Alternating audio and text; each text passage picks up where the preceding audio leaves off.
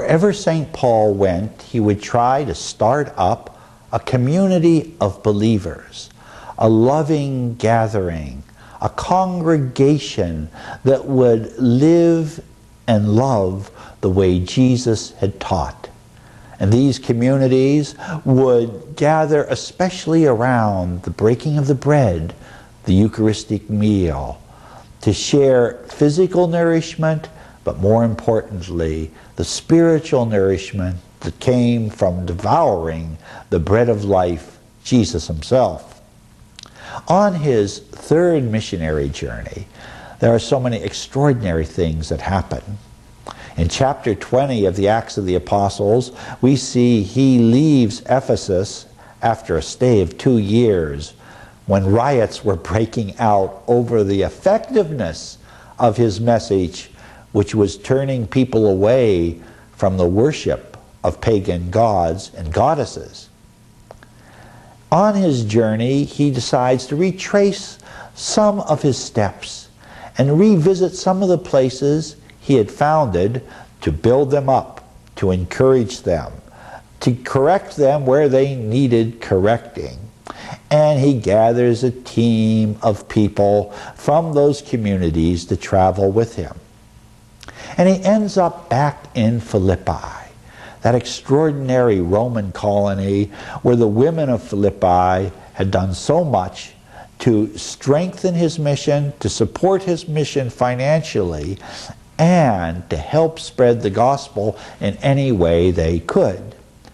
But in a very touching and human passage, they gather to break bread together at night, in the evening, in a well-lit house, full of lamps, full of light. But Paul had so much to say to them that, as preachers tend to do throughout the centuries, he went on and on and on and on until about midnight. And there was a young man sitting in the house in an open window. No doubt it was hot, it was warm, it was a crowded building.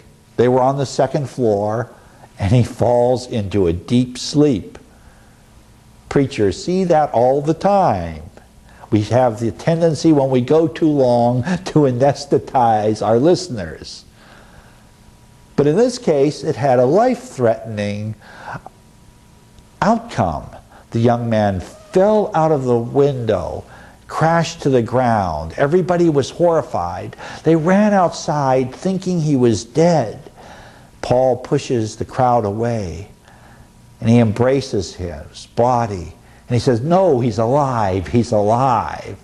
And much to the relief of everyone, he had survived the fall. They go back in to the house, and then they share the bread and the wine. And Paul continues to preach until dawn. He just had so much to share with them, and he knew how much they needed to hear. That community was electrified by his presence. In chapter 20 of the Acts of the Apostles, where this is recounted, there's an interesting change in tense, where the narrator says, we went here, we went there, we did this, we did that, giving that feeling of an immediate eyewitness to the events, telling what was unfolding in the ancient church, in the ancient community of loving believers. We can see too that already by this time the shift had gone from worshiping on the Sabbath, the seventh day, that the Jews followed, to the first day of the week as being pivotal for the Christians. Now, in the ancient world, Judaism was recognized as a legal religion because the Romans simply didn't want to be bothered with trying to oppress this movement, which they knew the pharaohs had failed to oppress. Alexander the Great and his descendants failed to annihilate. They knew that everyone who tried to expunge Judaism had failed, so they simply legalized it. And as long as Christians were seen as a sect of Judaism, they were seen as performing a legal religion. But more and more, their way of life, their way of practicing their faith would be distinguished, and eventually it would become apparent to the Roman authorities that this was related to Judaism, but an entirely new religion, and would be outlawed. He and his companions get on a boat and they set sail for Miletus. It takes them a couple days' travel. When he arrives at Miletus, he calls for the elders, the presbyters of Ephesus, and others to meet him at the port. They come down, and in one of the most touching points of the Acts of the Apostles, he gives them a farewell address. When people wonder what was Paul like, I think they should look at this passage, because you could see here the effect he had on the people who knew and loved him. What a man he must have been.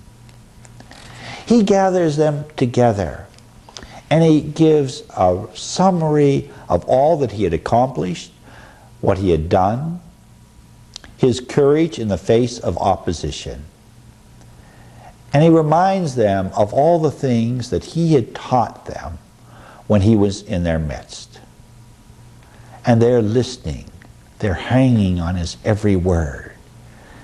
He is telling them things they already knew, but they always wanted to hear from his own lips again and again. However, there comes a moment when he says, this is going to be the last time we see each other. I will not be passing this way again, and we are having to say now our final goodbyes. At that point, they begin to weep and cry. Their hearts are broken. They don't want to hear this bad news from the person they had received the good news from. They hug him. They kiss him. They all fall on their knees and pray together. They know this is a very poignant moment in their lives, and indeed in the life of the church as a whole. By this time, the good news, the gospel, thanks to Paul and the other apostles, was spreading everywhere and having a profound impact. But they knew it was especially this man who had reached out to them in the Gentile community, and they loved him for it. He was not a cold fish. He was huggable, he was touchable, he was kissable. And they showed their affection. They showered it upon him. He knew that the worst was yet to come, and yet in the suffering he would face, the Lord would triumph through that suffering in him. He understood this was part of his vocation and his calling, and he went forward nevertheless towards Jerusalem and his fate. He had helped the poor, the needy, the sick, the demonically possessed, the intellectually confused. He knew his course in life was coming towards its completion, but he was running it hard and with confidence, knowing he was doing the Lord's will. I hope you do the same in your own life.